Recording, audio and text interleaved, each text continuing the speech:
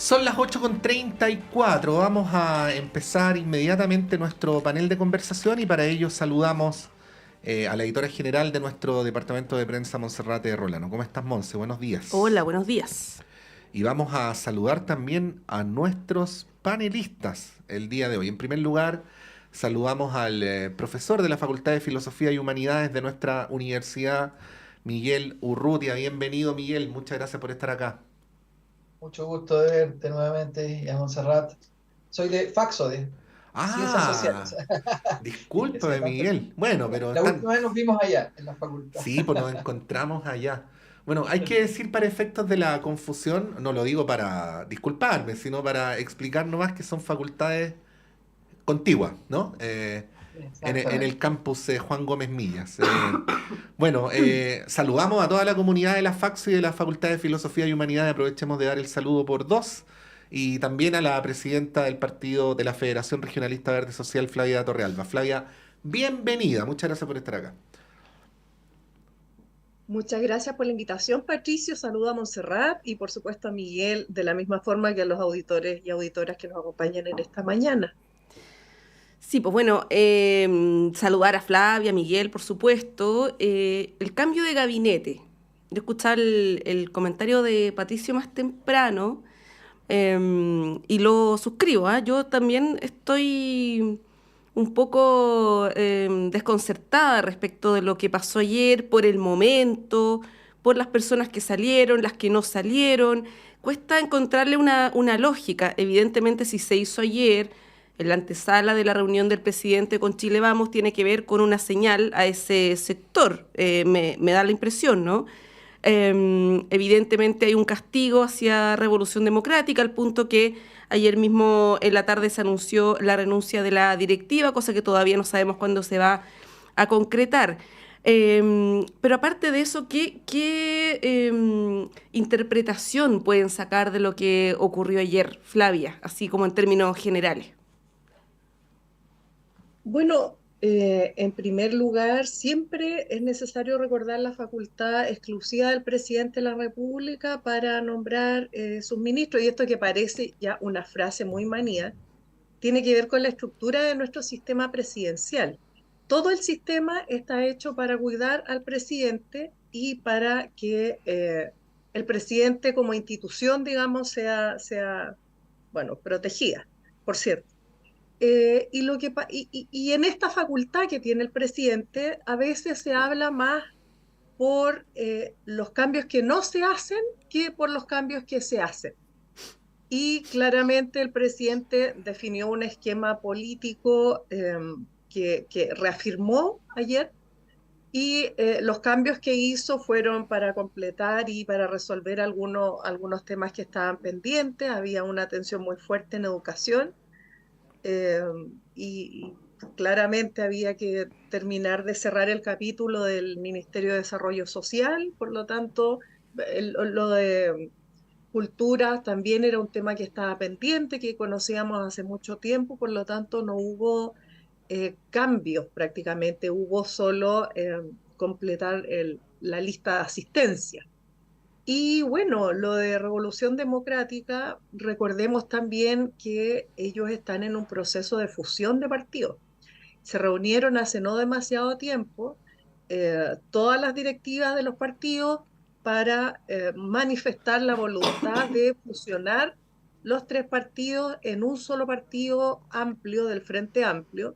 Y eso, por cierto, que en lo inmediato le da facilidades al presidente y le da mayores posibilidades de elegir entre un elenco que virtualmente está respondiendo a la configuración de un solo partido. Por lo tanto, que hayan sido de RD, digamos, en este momento, podían haber sido Convergencia Social los que hubieran salido, pero creo que hay una autorización, entre comillas, al presidente para actuar con este partido como si fueran de un solo bloque. Si ustedes se fijan, los reemplazos vienen de la misma matriz. Por lo Flavia, tanto, el pero Frente sí, Amplio no sí, sufrió, digamos. sí, pero solo para favorecer el análisis, ¿ah? Eso lo dices tú, po. Los militantes de RD no dicen eso a tal punto de que cayó la Mm. directiva anoche. Eh, Pero la directiva se juntó con las otras directivas para manifestar la voluntad de partido único. Si lo que importa aquí, Mm, por eso que mm, los procesos de fusión de los partidos son procesos muy complejos, donde hay que hacer participar a toda la militancia y tiene que ganar la posición que la directiva encabeza. Entonces, mm. yo creo que a lo mejor debieron haberle preguntado a la militancia antes de sentarse a conversar, pero si no, si se sienta la directiva es una señal que libera, por cierto, al presidente de los límites que tiene dentro de esos partidos. Entonces, bueno, igual a mí no me gusta mucho meterme en los otros, ya estoy metiéndome de pura cantora en esta discusión, pero es lo que uno ve desde afuera, digamos, y en esa intención es el análisis. Sí, Monse, yo no le quiero echar más pelos a la sopa, pero decir que lo que RD quería para no perder su representación en el gabinete era el cargo donde está el militante del partido que preside Flavia, ¿no? Que es el Ministerio de Sí, me Agricultura. enteré. Sí. O al menos eso es lo que señalan algunos medios. Me enteré, fue muy curioso haberlo confirmado. Pensé que era un rumor que había trascendido a la prensa. No me imaginé que un militante de mi partido fuera cuestionado, sobre todo cuando el presidente tiene una altísima valoración de sus gestiones, el ministro que lleva buenas noticias al gobierno. Entonces fue curiosa esta actitud de los compañeros del Frente Amplio, digamos.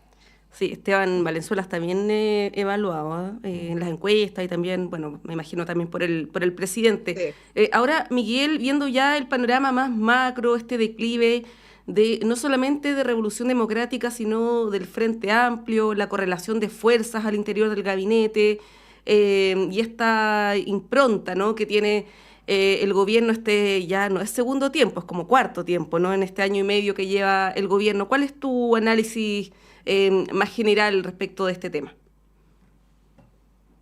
Bueno, yo creo que efectivamente el cambio de gabinete deja algunos costos de oportunidad ahí pendientes, pero creo que lo fundamental está hecho. O sea, la pregunta era en qué momento esto ocurría y qué cuestiones despejaba. Siguiendo con la metáfora futbolística, digamos, esto es como sacar la pelota del área, así, con un pelotazo hacia el otro lado de la cancha, sin saber muy bien qué resultado final va a tener esta jugada. Y en ese sentido creo que hay un tono general donde conecta un poquito más el gobierno, entiendo yo, con esa base de apoyo que tiene, que es de alrededor del 38-40%, que es la idea de mantener abierta la política, ¿no? Mantener abierta todavía la coyuntura, así como en el campo constitucional, al parecer, esto va a ocurrir por la fuerza del movimiento de masas, porque un 40% de lealtad a un gobierno de estas características o a una idea política de cambio post-neoliberal, es todavía una fuerza interesante y es un escollo para cualquiera de las intenciones restauradoras de este mismo orden neoliberal. Entonces creo que ahí hay un elemento de conexión, es decir, con una jugada de este tipo, lo que se hace es aún mantener abierto el horizonte de las perspectivas políticas, la oportunidad para que la política cambie la perspectiva, cambie las correlaciones de fuerza, sigue existiendo. Claro, uno se pregunta en todo caso, ¿a quién le habla ayer el presidente después del cambio de gabinete? Yo creo que lo dice con una verdad puesta en sus ojos, además que él está convencido de que hay una oportunidad de que Chile dé un salto hacia el desarrollo. No usó esa palabra porque él ya lo sabe, ha llevado gran parte de su campaña política poniéndose en contra de las frases del siglo XX, pero en el fondo es esa misma promesa, la idea de que estamos rozando el desarrollo. Y me da la impresión que ahí no le está hablando a esa base de apoyo del proyecto post-neoliberal chileno, sino que está hablando con las fuerzas que aún controlan esas posibilidades de desarrollo y que son los sectores empresariales. Y que ahí sí que no hay claridad, respecto de cómo se va a enganchar, porque me imagino que el gobierno estimará que la oposición no le va a entregar las reformas, entendiendo que las reformas que promueve el gobierno son las mínimas ganadas populares después de un gran proceso de desarrollo, de luchas, de contiendas, ¿no? El problema que está en juego ahora es quién se las va a imputar. Ya no se las pudo imputar ese propio movimiento, que haría subir las pensiones, por ejemplo, directamente, que mejoraría la distribución del ingreso, la redistribución del ingreso por la vía del nuevo pacto fiscal. Eso lo tiene que negociar. Hoy día no está en condiciones el gobierno de autoimputarse un avance de ese tipo. Ahora, Miguel, cuando tú hablas del cambio de gabinete vinculado con los, más o menos lo dijiste así, como con los sectores que controlan las posibilidades de desarrollo, si uno va directamente a las carteras, en esa línea argumental, la que sería de especial interés de esos sectores es la cartera de minería en un contexto donde lo que se está definiendo es la política del litio, ¿no? Y ahí me parece que desde el punto de vista del análisis, cuando hablamos de un cambio de gabinete en minería, en un contexto en el que se está definiendo una política de largo plazo respecto al litio, el asunto no debería ser leído de manera literal, sino directamente vinculado con ese otro asunto, ¿no? Ahí quería preguntarte a ese respecto cómo lo ves, o si era ese el sentido, parte del sentido de lo que querías decir, o yo me confundí. No, es claramente un mejoramiento del sentido que yo le había tratado de dar. O sea, lo completa con información más profunda. Yo, francamente, desconozco, solo sé que sonaban otros ministros de minería, el actual subsecretario, por ejemplo, y que efectivamente, por lo que conozco, porque además es un académico de la universidad, tienen una postura, diríamos, más clara con respecto al litio y con respecto en general al desarrollo autónomo de la minería chilena. Pero desconozco cuál es la postura de la actual ministra de Minería. Pero sí, yo más bien lo decía en el sentido de la semántica del discurso de Boric, donde él señala esas esperanzas. Se está dirigiendo efectivamente ese sector. Yo creo que lo que hace es de todas maneras separar la esfera de la política de la del desarrollo económico. O sea, la política sigue abierta, liberada a lo que un movimiento activo democrático puede hacer, porque esa es la otra señal que también estamos recibiendo de la coyuntura en general, que aquí las mayorías que se validan no son simplemente las mayorías electorales, sino que previo a una mayoría electoral tiene que haber una mayoría en movimiento democrático, llamémosle así, ¿no? Aunque ese movimiento sea, como en el caso de los republicanos, de intolerancia, de fake news, pero tiene que haber un movimiento, un tipo de actividad. Puede no ser la calle, pero tiene que haber una actividad de ese tipo. La política, para poder ocupar esos espacios que mantiene abiertos, necesita conectar con esa actividad democrática. Y creo que el gobierno lo está pensando, en ese espacio lo está pensando, pero mantiene separada la esfera económica. Yo creo que esto es la señal que ha dado desde el principio, además, con el Ministerio de Hacienda en manos de quien está. Sí, bueno, ayer la ministra Vallejo, antes de que se concretara este cambio, dijo algo que me llamó harto la atención. Dijo, esto se va a hacer debido a demandas de la ciudadanía. Y después si uno ve lo que ocurrió, pasada la 1 p.m, cuesta hacer esa interpretación. Quizás lo que más se relaciona con demandas ciudadanas es lo de educación, ¿no? Pero ahí también la señal uno la podría interpretar como que se le está dando la razón a ciertos sectores respecto de las críticas del manejo que tenía el ministro respecto de algunos asuntos bien delicados, ¿no? Sí. Ahí Monse, muy breve, que la pregunta nos la hacíamos ayer, pero me la vuelvo a hacer solamente para dialogar con lo que tú decías. Y no digo que no tenga explicación, simplemente formulo la pregunta, ¿no? Hace apenas un mes el gobierno se implicó entero para salvar a Ávila, ¿no? Entonces, implicarse tanto para salvarlo, para acto seguido sacarlo, al menos como pregunta queda como instalada, ¿no? Sí, bueno, hay hartas preguntas que quedan instaladas, pero yo quería ir al tema que quizás es más relevante que el cambio de ayer o este ajuste que hubo en los ministerios, que son las reformas. Hace algún ratito llegaron las directivas de los partidos de Chile Vamos a reunirse con los ministros Toá, Marcel y también con el propio presidente Boric, luego de una serie de gestos que ha tenido el presidente, el gobierno en general, hacia ese sector. Uno de ellos, evidentemente, es el cambio de gabinete, la aceptación de la renuncia o petición de la renuncia, no lo sabemos todavía, al exministro Jackson. esta actividad que hubo el viernes pasado con la presidenta Bachelet, ¿no?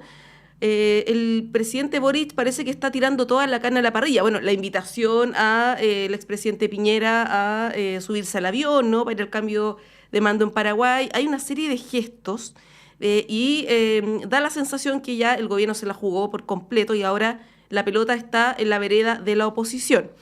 Ahí, Flavia, te pregunto, no lo que tú quieres, lo que tú crees que va a pasar a partir de hoy. Yo no creo que hoy día vayan a salir todos tomados de la mano, diciendo que acordaron las reformas. Evidentemente es un primer paso lo que está ocurriendo ahora en la mañana, pero ¿qué optimismo tienes tú sobre esta instancia o las sucesivas instancias a partir de hoy, considerando todos los gestos que ha tenido el presidente con la oposición? Bueno, tengo un optimismo moderado, no sé si optimismo es la palabra, no estoy demasiado optimista porque están invitando a conversar a gente que está cerrada en una propuesta, digamos. Ellos eh, claramente enunciaron que su propuesta final era que toda la nueva recaudación que viene de costo del empleador o a costa del empleador vaya a las cuentas de capitalización individual, y el gobierno está proponiendo desintegración de la industria, además de que vayan 4 puntos de esa nueva recaudación a, a- a solidaridad, y no es a solidaridad, es el inicio de la construcción de un sistema de seguridad social y un 2% a la capitalización individual. Logró la derecha instalar en la población que era buena idea esto de la capitalización individual, lo que a mí me parece casi magia, porque la gente que está sufriendo las pensiones y cómo vivir con esas pensiones miserables es la misma que está defendiendo la capitalización individual. Eso para mí es complejo, y que están defendiendo además una idea que es la heredabilidad de los fondos, cuando en Chile lo que se hereda es miseria. Entonces, en lugar de apostar a una creación de un sistema de protección, digamos, de derechos, de dignidad en la adultez, la gente está apostando a este discurso de la derecha que por alguna razón, y apelando, supongo, a instintos muy primarios de las personas, lograron instalarlo como cierto. Yo no estoy demasiado clara en cómo van a resultar estas conversaciones. Creo que el gobierno tenía mucho interés de tener sentados a la mesa a la oposición, pero la oposición quería conversar solo si el gobierno estaba de rodillas. Por eso que era tan importante también defender al ministro de Educación cuando fue acusado constitucionalmente. No es lo mismo conversar con una derrota ante la opinión pública que con al menos salvando el equipo. Entonces, es muy, muy, muy incierto lo que pasa. Todos los dirigentes de la derecha que yo he escuchado al menos están completamente cerrados en su postura en que este 6% adicional vaya a las cuentas individuales, pero no explican que este adicional no alcanza para pensiones dignas. Entonces, que solo mantenerle un flujo a las AFP y instalar el negocio para siempre. Yo creo que si eso avanza y no logramos desintegrar la industria tampoco, no hay demasiado que quede, digamos. El sistema político neoliberal y en este esquema económico de acumulación, de economía especulativa, se instala por muchos, muchos años en el país, y ya levantar un proyecto político o trabajar en las márgenes para levantar una alternativa va a ser una, una una opción que cada vez se ve más lejana. Por lo tanto, esto no solo se está peleando por las AFP y su reforma profunda. eh, de hecho, nosotros identificamos a las AFP como un problema del sistema económico, que tal vez tuvieron una justificación durante la dictadura militar en una economía muy cerrada, donde nadie recibía además eh, al dictador en su país, en sus esquemas económicos, y tal vez ahí se justificó la necesidad de capitalizar el sistema, pero ahora cuando la economía global tiene disponible tanto dinero para invertir y no hay límites políticos ni fronteras, el sistema de AFP no tiene ningún sentido. Entonces, es compleja la situación, yo no lo veo con demasiado optimismo. Por cierto que siempre está la esperanza de que esto avance, pero la derecha, yo creo que se sentaron a conversar antes de la elección de diciembre, porque por cierto, ellos van a tener que sentarse después de diciembre también con una actitud un poco más realista. Yo creo que no van a poder sacar adelante una constitución ultraconservadora. Si insisten en ese camino, van a perder esa opción, y ahí otra vez los números del gran elector se van a ir para el otro lado, y la fuerza con la que están empujando y coartando las posibilidades de gobierno del presidente, digamos, van a tener que estar revisadas. Entonces, hay un montón de capítulos y de cuestiones que se están escribiendo en paralelo que yo creo que tienen que avanzar, pero no estoy demasiado optimista, creo que es un buen esfuerzo.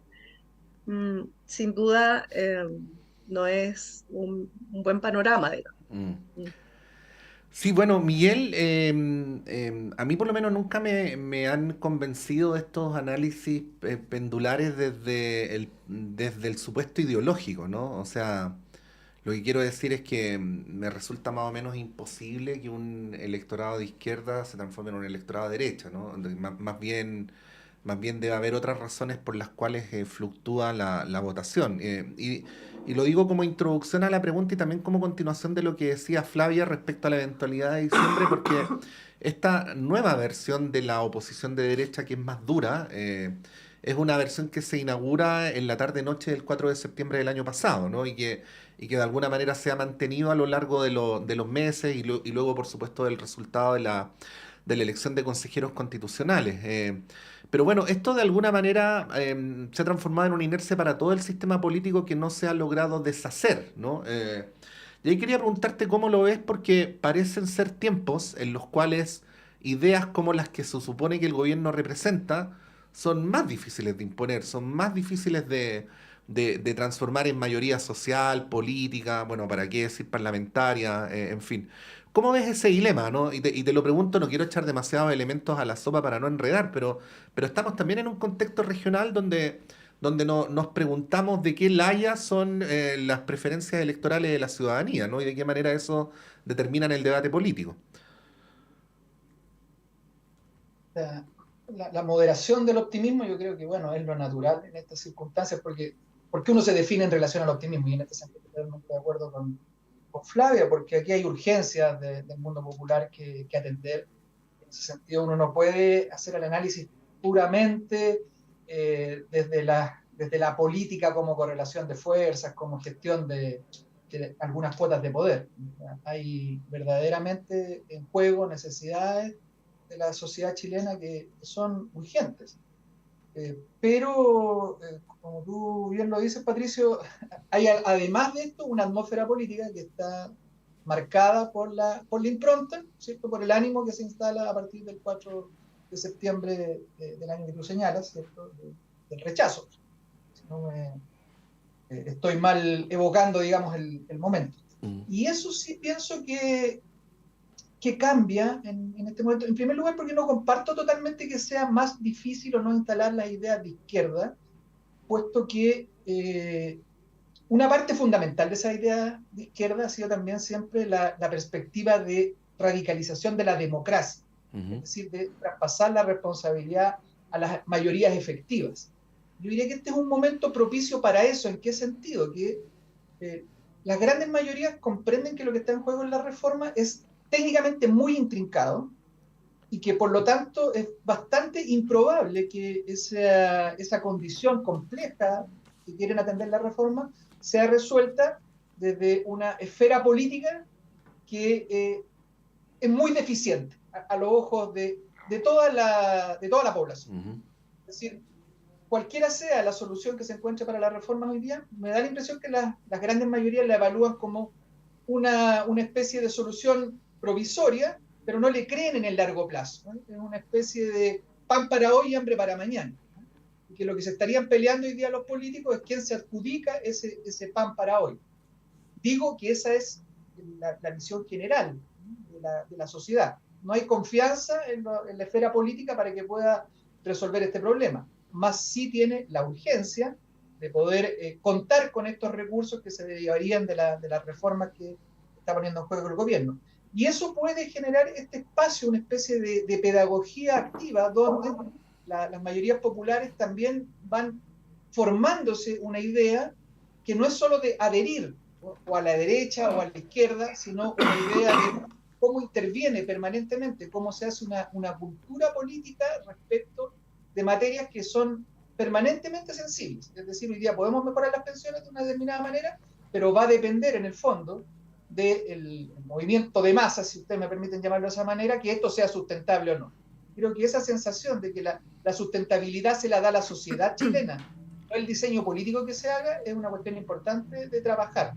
Y es una idea que siempre le ha pertenecido a la izquierda, o incluso cuando se habla de que se desdibuje la izquierda y la derecha, a lo mejor se dice que es en torno a aquello, porque también podría una radicalización de la democracia, una maduración de la ciudadanía en torno a los problemas de la política, una inclusión verdaderamente más efectiva de las masas populares en las cuestiones políticas, podría ser una bandera que tomara cualquiera, pero hasta aquí siempre la ha tomado la izquierda, o a lo menos ciertos sectores de la izquierda, y particularmente cuando no están en el poder, particularmente cuando no hay función de gobierno de por medio. Así es que yo matizo solo en ese sentido, de que hay ciertas ideas puntuales del programa clásico de la izquierda que son muy difíciles de poner hoy día en juego, pero sí hay un principio más general que está abierto. Hoy día estoy en ese tono de que creo que comienzan a despejarse ciertas nubes de esas que se pusieron en el horizonte por allá por el 4 de septiembre que tú mencionas, Patricio. O sea, eso sí yo creo que es algo que el gobierno también percibe, ¿no? O sea, hay una cierta apertura y eso también se da en este plano, ¿no? En el plano donde los sectores populares no es que adhieran únicamente a ideas de izquierda o más de derecha, sino que también están en una vocación analítica distinta, que podría sintonizar más bien con este principio de radicalización democrática. Sí, solamente antes de irnos a la pausa, hacer dos menciones respecto al tema de pensiones. Primero, que esta idea de la propiedad sobre los fondos previsionales no fue algo que instaló solamente la derecha, y eso hay que decirlo a propósito del debate por los retiros y también por la intención de desestabilizar el sistema actual. Eso es lo primero. Y respecto de este argumento que saca mucho la oposición, de que el sentido común mayoritario estaría a favor de mantener más o menos lo que tenemos ahora, con un 6% en las cuentas individuales, eso también hay que matizarlo, porque hay encuestas para todo, ¿no? Yo mencionaba hace algunos días acá, y lo voy a hacer de nuevo, la encuesta Pulso Ciudadano, que es una encuesta mensual, no semanal como la CADEM, que señala varias cosas bien interesantes. Primero, que el 74,1% de los encuestados está a favor de una reforma previsional. Luego, que un 34,3% está por un sistema mixto, vale decir capitalización más solidaridad. Un 32% solamente está a favor de un sistema de capitalización individual como lo tenemos ahora, o como lo propone la derecha, ¿no? Y un 56,3% está por eliminar las AFP. Solo un 13% aprueba la gestión de la AFP. Por lo tanto, esto de la mayoría y el sentido común mayoritario de los chilenos quiere mantener lo que tenemos ahora, eso yo creo que es una falacia. Y hay que decirlo porque a partir de ese argumento se está diciendo que la propuesta del gobierno es mala, y yo creo que ahí también hay que poner algún matiz. Bueno, podemos seguir hablando de este tema a la vuelta de la pausa. Nos tenemos que ir rápidamente a un corte y volvemos en unos minutos.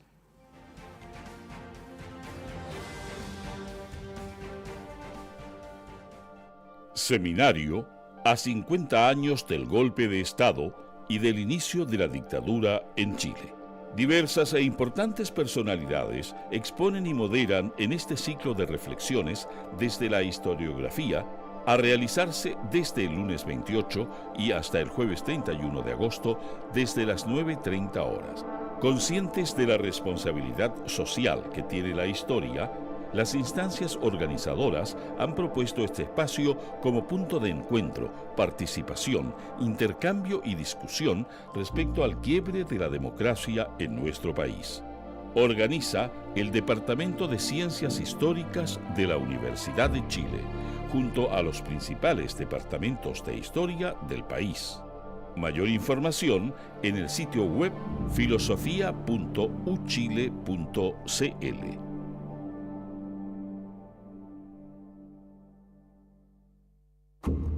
Proyecto 50. Las noticias de los 50 días previos al golpe, analizadas el día de hoy.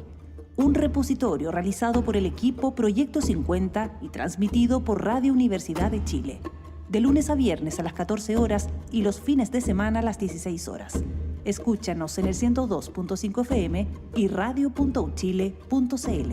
Proyecto 50. Aguas Trayén o Cascada en Mapudungún es la mejor agua purificada con tecnología de última generación. Para más información, visite su página web www.aguastrayen.com.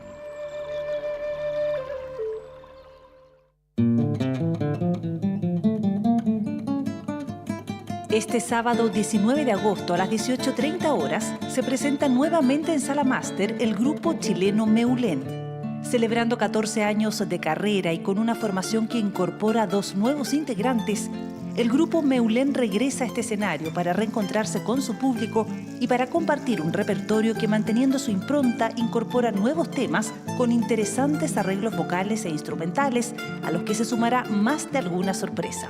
Los esperamos este sábado 19 de agosto a las 18:30 horas en Sala Máster, Miguel Claro 509, Providencia, y este concierto se transmitirá en vivo a las 19 horas en el 102.5 FM y online en radio.uchile.cl. Entradas a la venta en renatocoda@gmail.com.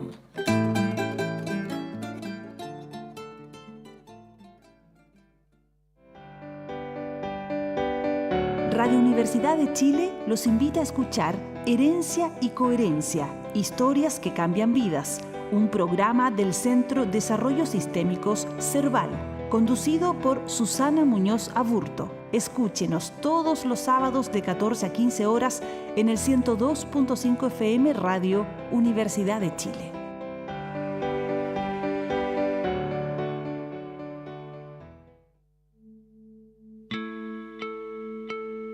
Radio Universidad de Chile, a 50 años del golpe militar. Educación para la democracia, comprometidos con la memoria y los derechos humanos.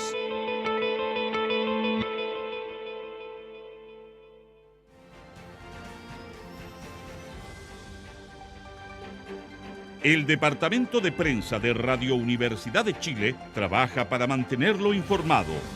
Radio Análisis, una transmisión conjunta de las radios que piensan.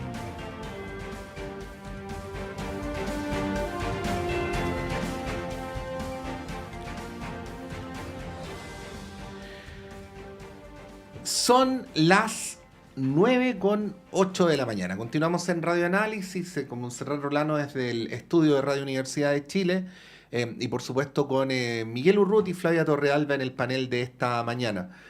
Flavia, Miguel, no sé si estiman agregar, redondear, complementar, discrepar de alguna de las cosas que hemos conversado en el bloque anterior. Flavia. Bueno, gracias. Sí, quería decir algunas cosas acerca de estas indagaciones de opinión pública. En Chile no se hacen encuestas mensuales ni semanales, se hacen indagaciones de opinión pública, pero encuestas, las tradicionales, digamos, hace mucho tiempo que no se levantan porque son muy caras, el trabajo de campo, y las universidades, los centros de estudio, incluso las empresas consultoras levantan indagaciones entre públicos definidos, digamos, con unas metodologías que tienen algunas observaciones. Por lo tanto, una aproximación a la opinión pública es lo que pasa efectivamente en los eventos electorales. a mí me ha tocado como presidente de partido recorrer el país en distintos eventos electorales. Y lo que me parece que está pasando es que la comunidad, la población, la gente que vota finalmente, está muy enojada con todo lo que representa el mundo político en su conjunto. Por lo tanto, cuando uno habla de lo popular, vamos a tener que hablar de cuáles son los límites de lo popular. No hay una sola forma de aproximarse a lo popular. Entonces, cuando uno conversa en las calles, en las regiones, en todos los territorios, hay una sensación de que el sistema político en su conjunto no da el ancho, de que los políticos y las políticas están haciendo cosas a su conveniencia, lo que es, por cierto, acompañado de estos escándalos que en la opinión pública se han amplificado de las fundaciones y cuestiones de este tipo, tienden a darle la razón a esa percepción general. Cuesta mucho la conversación política en el cara a cara cuando uno está haciendo promoción de alguna candidatura en las distintas regiones del país. Entonces, cuando uno habla de qué es lo popular, cuáles son las expectativas que son realizables por el mundo político en este momento, yo creo que el juego está muy cerrado, el juego político. Y por eso que creo que la derecha, y vuelvo a ese punto, se sentó a conversar ahora después de haberse negado sistemáticamente, porque se aproximan, ellos ven también cómo está evolucionando la discusión en el Consejo Constitucional, y por cierto que hay un riesgo altísimo para las derechas que tienen estas posturas que han instalado esta idea de degradación del sistema político. Es muy Flavia, difícil que sí. llegue. Sí, perdón. Sí, a ese respecto, entonces, tú presumes, si entiendo bien, tú presumes que, ya decías recién que es difícil hablar en nombre del pueblo, ¿no? Pero tú presumes que el pueblo no se traga esta idea de que los fondos son de los trabajadores, de que los trabajadores quieren elegir, que son un poco ideas, fuerzas medias vagas, ¿no? Pero ideas, fuerzas sobre las cuales se ha levantado la argumentación para justificar que el 6% vaya a capitalización individual y no a un pilar solidario. Yo creo que la gente quiere mejores pensiones Ujú. y esta discusión que es confusa hasta para la gente que estamos constantemente metidos en esta discusión. eh, el- el- la derecha logra traducir de mejor forma porque va con cuestiones simples. Es mucho más simple decir, sabe que lo suyo es suyo, Ujú. que decir, sabe que lo suyo es nuestro porque le garantiza en el futuro que cuando usted se jubile va a recibir 500.000 pesos y no 250.000. Eso, los progresistas, la gente de los partidos que no son de derecha y neoliberales, por cierto, lo traducimos mal. Ujú. La gente, por cierto, que tiene una opinión y a veces mucha falta de información. Aquí también yo quiero apelar a la responsabilidad de la ciudadanía. La ciudadanía no puede quedarse solo leyendo los titulares, creo que son también responsables de las decisiones que toman. Y me parece que en este juego político es donde se confunde finalmente y donde nosotros mismos vamos dificultando el desempeño electoral de los partidos progresistas, porque tenemos en eso la derecha, bueno, para qué hablar lo que está pasando en Argentina, digamos que es la expresión más extrema política de la expresión de lo popular, enganchada en un discurso de mucho enojo con la clase política en su conjunto y que por cierto no ha dado respuesta a estos anhelos que son básicos de una administración estatal, que es llevar bienestar a la ciudadanía. Entonces, Sí. es difícil precisar ahora qué es lo popular y quién. Yo creo Ujú. que lo popular está como autonomizado más bien de las élites que estamos conversando en unos códigos que no son traducibles. Y por cierto que la ciudadanía, el pueblo, la gente a veces se equivoca en las decisiones y se tiene que hacer cargo, por cierto, porque radicalizar la democracia también tiene ese riesgo. Sí, me quiero quedar con algo que decía Flavia a propósito de la degradación del sistema político. Yo creo que eso no lo vemos acá tanto como en Argentina, pero sí hay ciertos elementos comunes, ¿no? a raíz del caso de las fundaciones o el caso convenios, donde se trata de instalar esto de que son todos corruptos, o que quienes están ahora habitando la moneda son todos corruptos y ladrones, ¿no?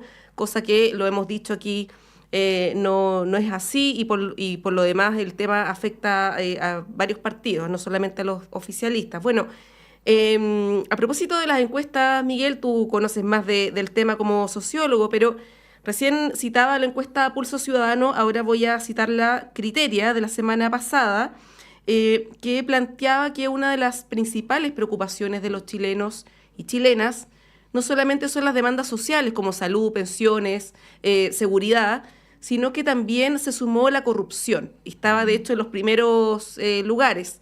Y ante la pregunta de qué partido ha incurrido en más casos de corrupción, el 40% creía que todos, luego el 22% que el Frente Amplio y 22% que Chile Vamos. Por lo tanto, es una cuestión en términos de percepción ciudadana más bien transversal. Y esto evidentemente tiene riesgos para el sistema político y para lo que pueda pasar de aquí en adelante. Tenemos el ejemplo de Argentina, donde Milei obtiene una votación altísima a punta de este discurso de que se vayan todos, ¿no? Ahí, Miguel, preguntarte cuál es tu reflexión. Evidentemente, yo aquí no quiero hacer comparaciones porque son momentos muy distintos, son personajes muy distintos, ¿no?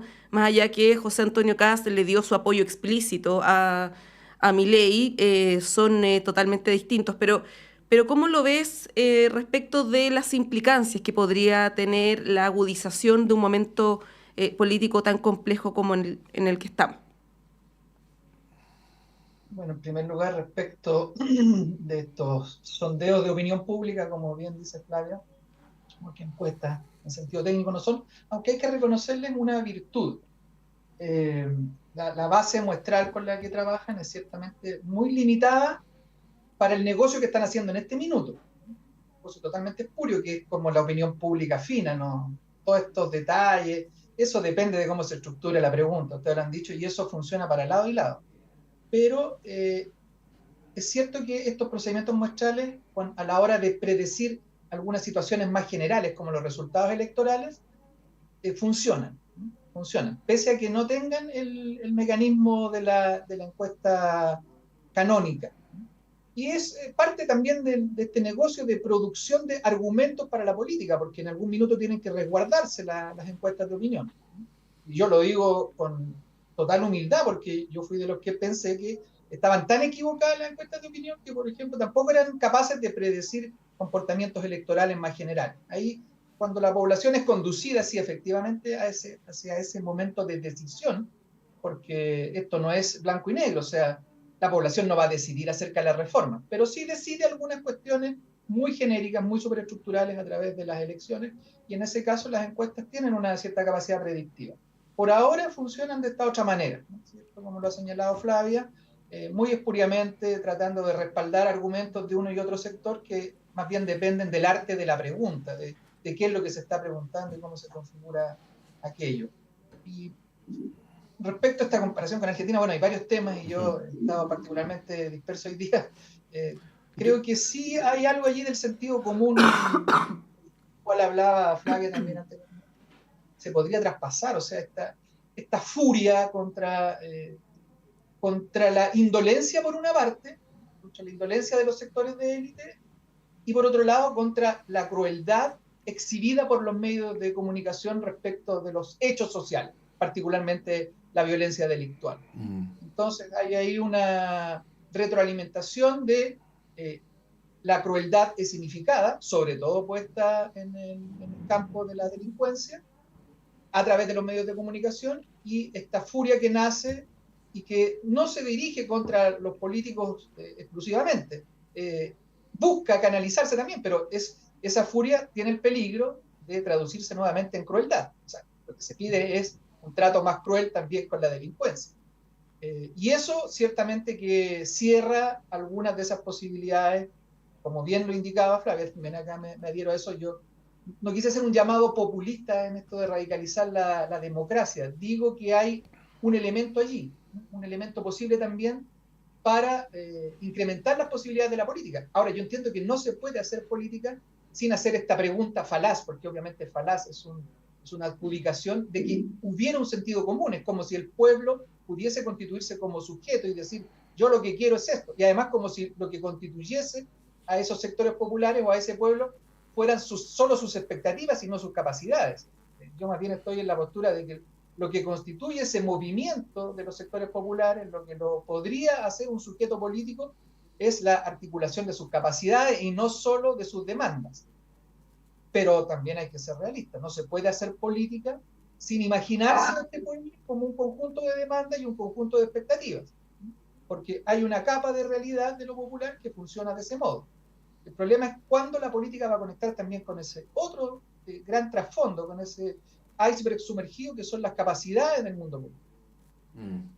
Bueno, hay un tema tabú, esto no necesariamente es una pregunta. De hecho, mientras escuchaba a Miguel pensaba cómo formularlo en términos de pregunta y no pude, así que lo voy a decir como me salga nomás, Flavia, como para darte la palabra. Hay una suerte de tabú que hasta el día de hoy se mantiene, que son las demandas del estallido social, ¿no? De hecho, aquí hace poquitas semanas Mario Desbordes dijo: he de reconocer que llegamos a un acuerdo y no hemos cumplido ninguno de los temas que estaban en la agenda, ¿no? A 4 años, ¿no? A 4 años. Y lo comento porque a tal punto es el tabú que ayer el ministro de Transporte se dio una vuelta comunicacional al mundo entero para explicar el aumento en el transporte público de 10 pesos que estaba congelado desde el estallido social. Yo quiero ser muy respetuoso con el bolsillo de cualquier persona, pero 10 pesos hoy día uno va a cualquier parte y si te dan o no te dan los 10 pesos es como que está extendido, que ya no tiene mayor importancia, ¿no? Pero bueno, fíjate tú que el anuncio del ministro, aquí tenemos la pauta, dice: el ministro de Transporte, Juan Carlos Muñoz, junto con la directora de Transporte, se referirán a la tarifa del transporte público regulado y anuncian inédito beneficio al pago con código QR. Además, detallarán las próximas mejoras que experimenta Red de Movilidad con la llegada de nuevos buses eléctricos. ¿Viste? O sea, una vuelta comunicacional gigante para envolver un alza de 10 pesos en el transporte público, que fue lo que gatilló todo lo que pasó hace 4 años atrás. Bueno, el tema del transporte público, a su vez, Flavia, no quiero extender, pero genera una tensión entre regiones y Santiago. Es una tarifa que está subsidiada. Por el otro lado, cualquier persona que anda en metro se ha dado cuenta como la evasión ha crecido muchísimo y ya no tiene que ver con, como en algún momento decían los estudios, con el tamaño del bolsillo de las personas, porque uno ve personas de harto esfuerzo que suben y pagan y otras que suben y no pagan. Y ahí también se pone en cuestión el tema de lo público, ¿no? O sea, también hay una conducta respecto al transporte público que esconde una mirada de sociedad o de sentidos comunes. Y te lo comento vinculado con Argentina, porque en Argentina justamente una de las cosas que se está discutiendo es que en un país donde el transporte público está completamente subsidiado y en donde uno puede hacer 5 viajes con la misma plata que uno necesita acá para hacer uno. 100 pesos chilenos. Exactamente. Se está proponiendo terminar con todos esos subsidios y se supone que eso tendría apoyo popular. Por eso te decía que fui incapaz de formularlo en términos de pregunta, pero te lo comento también porque hay en nuestros debates cuestiones que son prácticas, que tienen que ver con la vida cotidiana de la gente, que dan también para el análisis, ¿no? De hacia dónde puede ir eventualmente una mirada, obviamente reconociendo lo que dice Miguel de que nadie se puede apropiar aquí el sentido común del pueblo, ¿no? Bueno, uno cuando habla del estallido social, efectivamente, y habla o trata de explicar lo popular si es que uno pudiera apropiarse de este sujeto, como decía Miguel, efectivamente vamos a entrar en cuestiones que desde nuestra doctrina partidaria son un poco complejas, porque aquí hay muchos sujetos, muchos. Este país es tan largo como diverso. Y eso, y para entrar a tu pregunta, digamos, que tiene un montón de aspectos por los que uno puede entrar, por cierto. Sí. Podríamos hablar del transporte público, en algunos países gratuito, etcétera. Pero en Chile tenemos un sistema chileno que es efectivamente muy subsidiado, solo en las metrópolis. Por lo tanto, cuando uno habla de, cuando el ministro anuncia este cambio en las condiciones del transporte público regulado, deja naturalmente todo el país prácticamente afuera, porque esto es básicamente la región metropolitana, el Gran Concepción y alguna y otra gran ciudad, digamos. El resto se rasca con sus propias uñas, no hay subsidio ni regulación posible. Se ha atendido algunas necesidades de facilitar, digamos, el transporte de grupos de adultos mayores, con pases, con subsidios muy focalizados, pero sin duda, cuando hablamos de transporte público regulado, es la región metropolitana el gran Concepción, básicamente.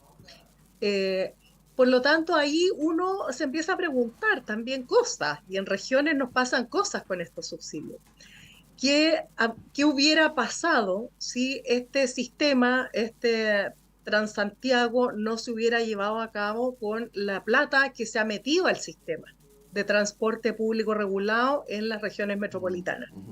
¿Qué hubiera pasado con las regiones? ¿Habríamos estado en esta situación de necesidad de mejorar hospitales regionales, mejorar la atención pública primaria, si se hubieran mantenido esta cantidad de colas que se mantienen en el sistema, que la gente muere esperando atención, se hubieran resuelto otros problemas? Entonces, cuando uno analiza el transporte y su problema, su problemática, no solo tiene que hacerse cargo de estas preguntas que son tan injustas cuando uno interpela a un gobierno que lleva tan poco tiempo y que, por cierto, no generó este problema.